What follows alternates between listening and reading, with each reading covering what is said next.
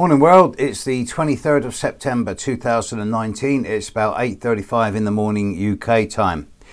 It is Equinox. Equinox from the Latin, equal night. It is Equinox in about 11 minutes time. So during the recording of this video or immediately afterwards, it will be Equinox. And what that actually means is that for a split second of time, the Earth's axis is precisely 90 degrees to the sun, meaning that for that 1 minute of time, everywhere on the planet will be getting 12 hours daylight and 12 hours darkness. And then we slip as the Earth axis begins to move back on its wobble again. And the days and the nights begin to get shorter or longer depending on which hemisphere you're in. But the vernal equinox, the autumn equinox, as it is in the northern hemisphere, also signifies the moment that the sun moves into the astrological constellation, not astronomical, but astrological constellation of Libra, moving from Virgo. And I thought, okay, well, while this is happening, let's take a snapshot of what else is going on out there. And there's a couple of other really significant things going on. Today is 173 years since the discovery of Neptune. Neptune was discovered on the 23rd of September 1846. As befits Neptune's vague and illusory nature, the actual details of its discovery and as to who discovered it are mired in controversy. Both British and French astronomers claim to have discovered it on the same day, and there's still an element of doubt about the reality of the situation. It'll probably never get completely sorted. It's also fitting that today we see yesterday actually, we see the finale of the Jupiter-Neptune square, and that's the last time that Jupiter is going to square Neptune for another 6.5-7 years. Neptune has a 168-year orbit, so it's only just completed one orbit since its discovery. So in terms of astrological understanding of the influences of Neptune, we're still really writing the rule book, and it's still being redefined constantly. I find myself redefining Neptune in every reading I'm doing.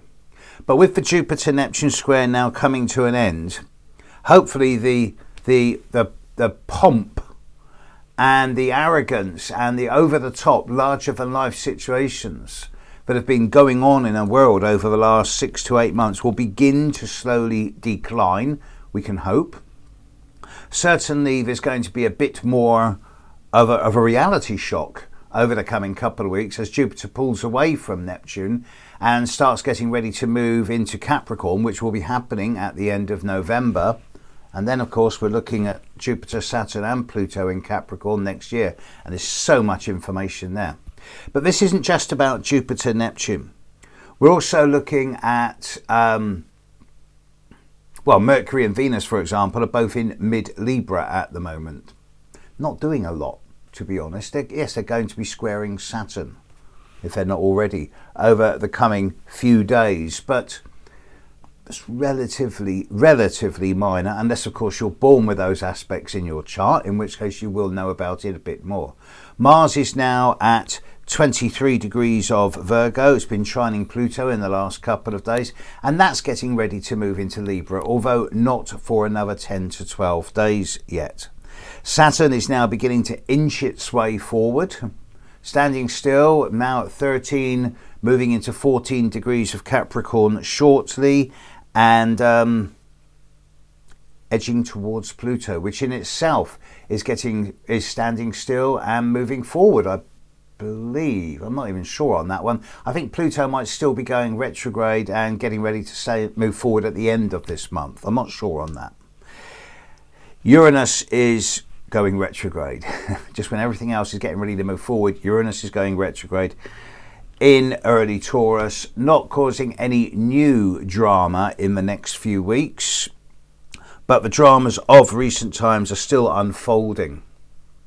Put all this together, and especially with today being Equinox and we're in the middle of a spate of what I call really significant new moons and full moons. For example, the seeing off the top of my head now, the new moon that's coming up in Libra is going to be pretty strongly in conjunct Uranus. The full moon that's happening in about 3 weeks' time will be very strongly squaring Pluto, and the new moon after that is going to be exactly opposite Uranus. So things aren't going to be quietening down as we get into the end, the second half or the last third of 2019, but they are going to be changing.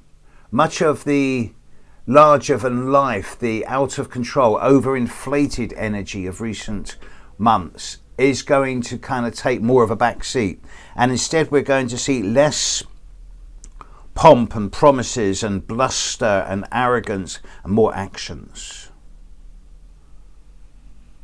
So there's going to be a lot of actual developments in the next 6 to 8 weeks, politically, economically, probably militarily, certainly globally, and almost certainly personally as well in the vast majority of all our lives. We live in astrologically very intense and crazy times. It seems like every year I'm saying, how can we survive this? Because it's just getting crazier and crazier. And over the last 45 years of studying the planet's places, I keep thinking to myself, these are the craziest times I've ever lived in. And it keeps getting more intense. But I honestly believe that we are in some type of relative end game here. And whilst obviously the planets keep moving around, the patterns keep changing and evolving, we as individuals continue to grow and expand. That's the theory anyway. And there are big changes coming up, notably in 2025, 2026. So the patterns never change. But the intensity of these times, we're really sort of ramping up now and accelerating towards January 2020 and the Saturn-Pluto conjunction, and then the Jupiter-Pluto conjunction, and then the Jupiter-Saturn conjunction. And there will be a 6-week period next year between, I think, mid-February and late March, when Mars will join with Pluto, Saturn and Jupiter in Capricorn. So there'll be 4 planets in Capricorn. That's going to be interesting. The Chinese said it right, may you live in interesting times. As an astrologer, it's a privilege to be alive at this time, because I'm seeing a way of relating to it, and all astrological students that I'm working with are seeing ways of relating to these times, and it does give us an element of relative sanity. This is why I think astrology should be taught in schools. So in the next couple of days, I've got a few spaces in my calendar. So what I'm going to do is finish off that Pluto sect, and I'm going to be doing a specific video on something that I'm doing at the end of October, which may be of big interest, especially to those in the UK. More on this in the next couple of days. Catch you later, world. Bye.